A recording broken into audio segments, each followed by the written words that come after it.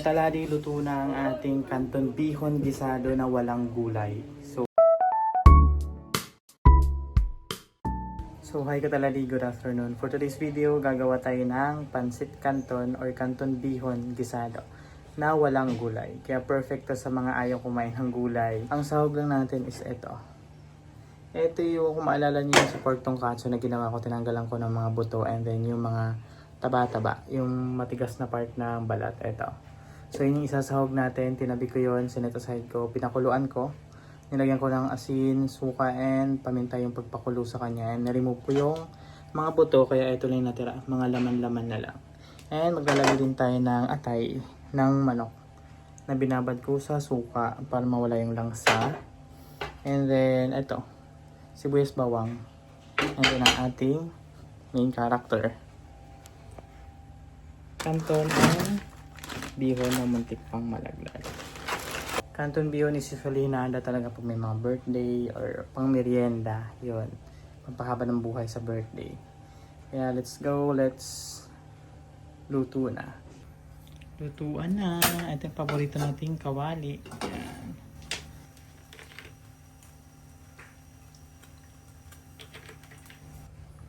Di ko alam na magiging lasa nito, pero same lang naman din ata. Kasi first time kong magluluto ng walang gulay. Kasi sa yung luto ko talaga may gulay, may carrots, may repolyo, may sayote, kompleto. So, let's go. Bukin ko na ito. Since wala naman tayong gulay, dito na tayo bumawi. Kaya kung mahilig ka sa pansit na walang gulay, para sa yung recipe na to. Sa mga nanonood dyan, thank you for watching. And nadagdagan din naman yung nanonood. And na-appreciate yung mga nanonood nagda-like. Mahilig kayo sa mga gantong recipe, pwede kayo mag-subscribe sa channel na to. Ayan, diba? Sagana sibuyas sa kabawang pang natin kasi wala tayong gulay na isasahog doon kundi purong pansit lang. And golden brown lang natin yung bawang and same as yung ating sibuyas.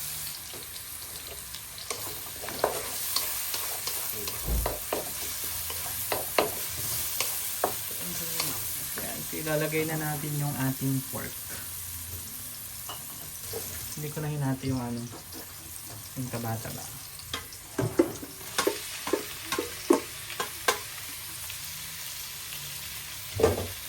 Ngayon magluluto din tayo ng adobong atay ng manok.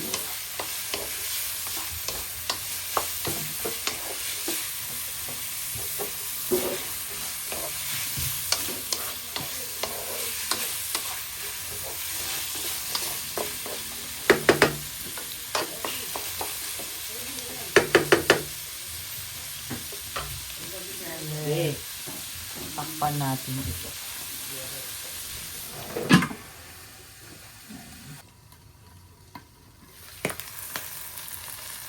Oh no.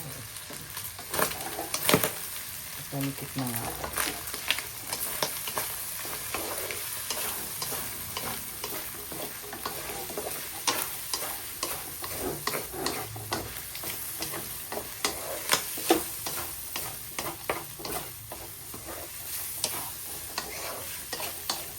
Dikit pong ating lagyan natin yung toyo.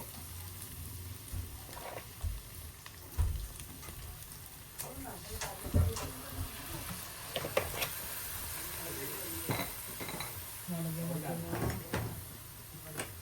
pepper.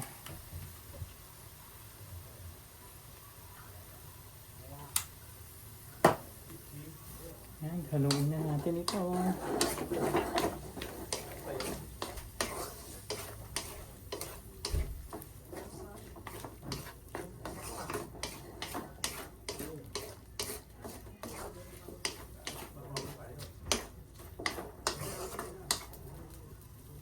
Ang haba pa nitong taba.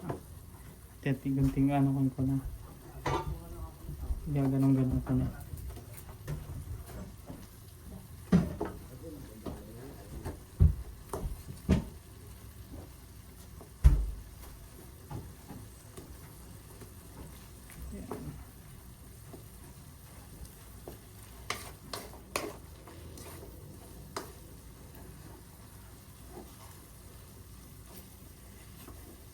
Kaya kung gagawa kayo ng tonkatsu, tinanggal niyo yung mga matitigas na balat ng pork chop. Pwede yung isa aside dyan kagaya na ito. Gagawin mong pansit. Sama mo sa pansit na gagawin mo. Diba? Tindahan kami dati hindi ginagawa ko para diba, mapakinabangan din siya. Kasi nagtutungkatso kami doon.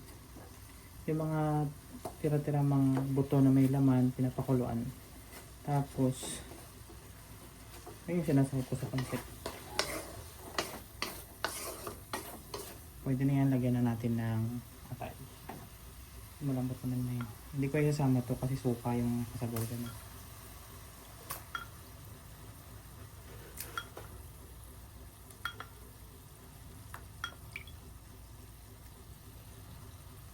Masyado pinapakita yung preparation kasi nga konti na yung storage ng phone ko and kailangan kong magtipid ng storage.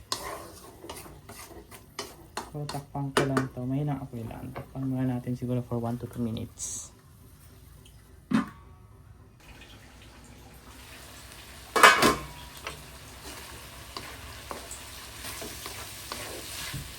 Ayan na. So, ilalagay na natin yung ating bihon. Kasi yung bihon, hindi ko siya binabay.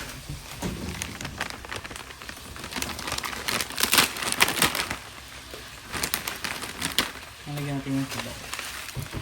Yung pinakulo natin na ilang ito.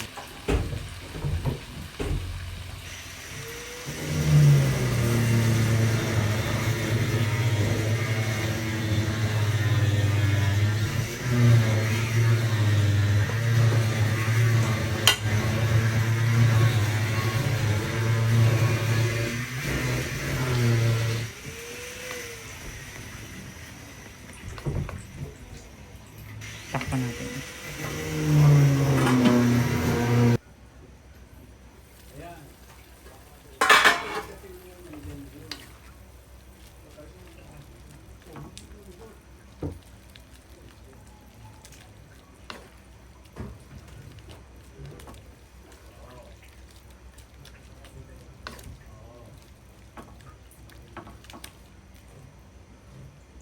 Lalagyan natin ng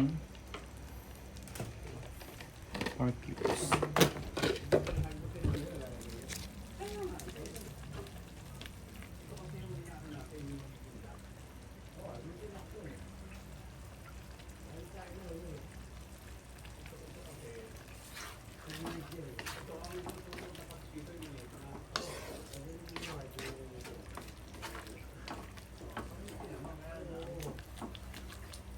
Lalagyan natin ng kanto.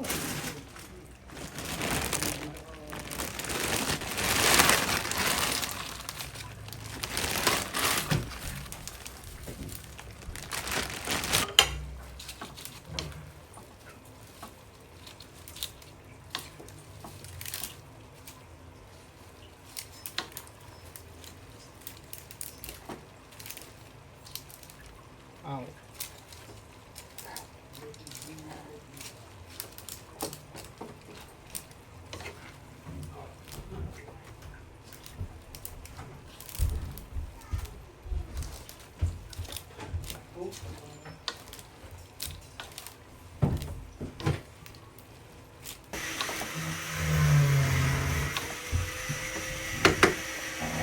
Natin magpilip pa dito lang.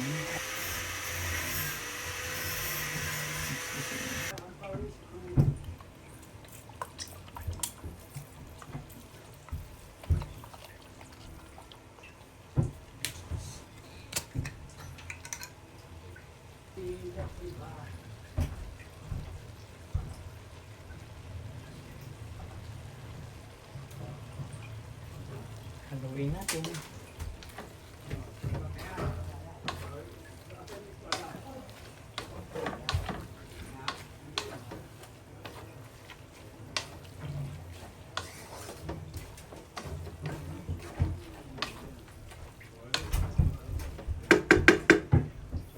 Feeling ko kailangan pa natin ng kanton kasi kukulangin yung kanton. 1. Sayang.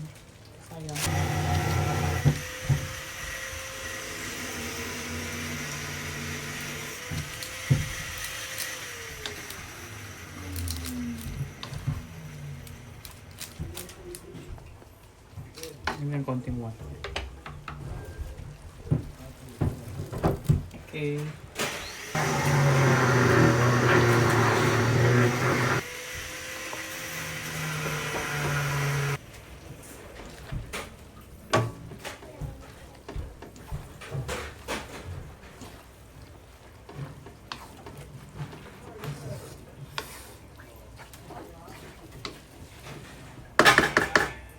Konting mainit pa kasi natuyo na yung sabaw na. Konti pa. Okay. Lagyan na natin ng pepper.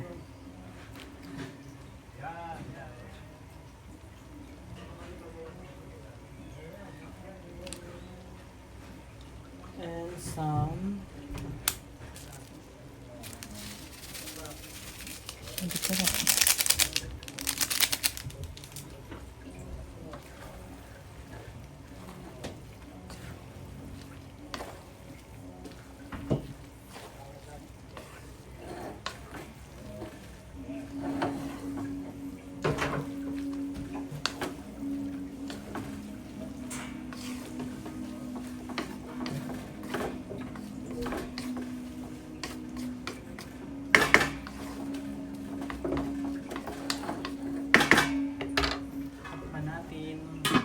pakulayin lang natin yan and then pwede na yan. Hindi ko natatakpan para hindi malasog naman yung noodles. Gusto kong takman yung tikman. Gusto kong tikman yung pinakasabaw.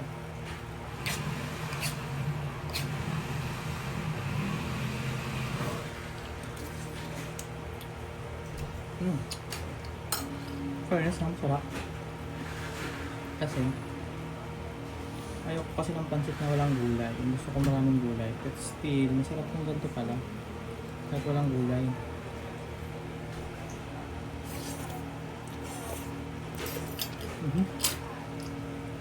Kapalambutin lang natin yung ating ito. Pero pwede na yan. Tatakpan ko lang. Haluin ko lang.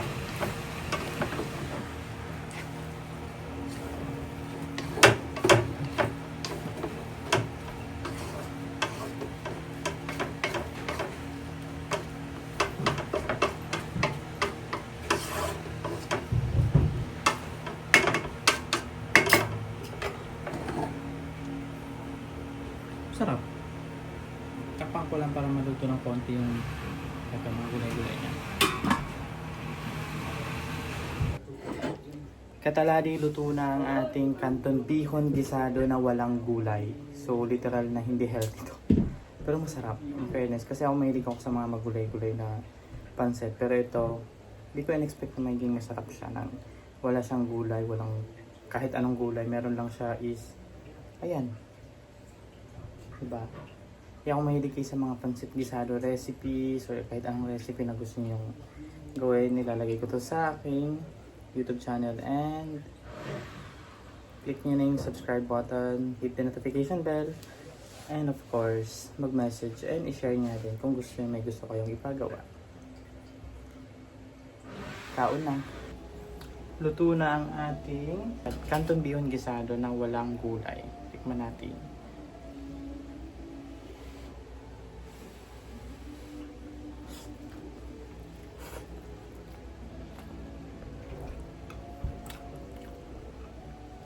Sarap.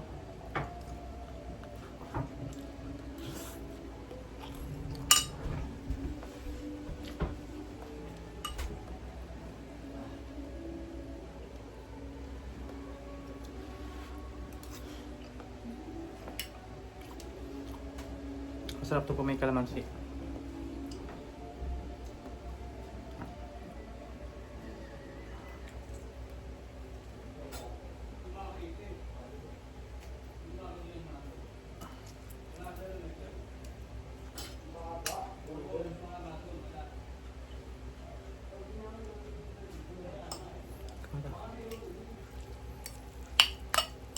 Haluin natin.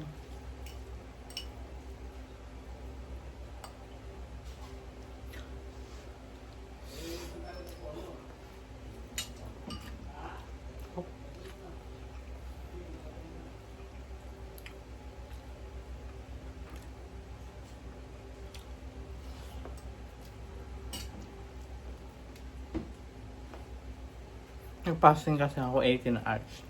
Kalimutan ko tumingin sa oras. Kumain na ako. Buti na lang sakto, 4 PM onwards na.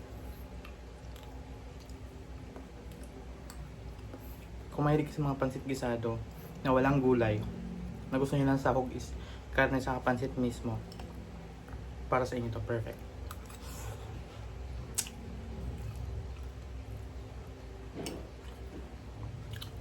Mga gusto nito ng mga bata pag hindi sila mahilig sa mga gulay. Sarap.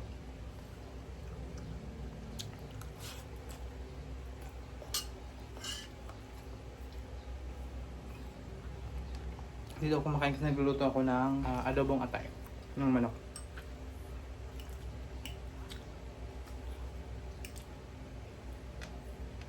Cheers!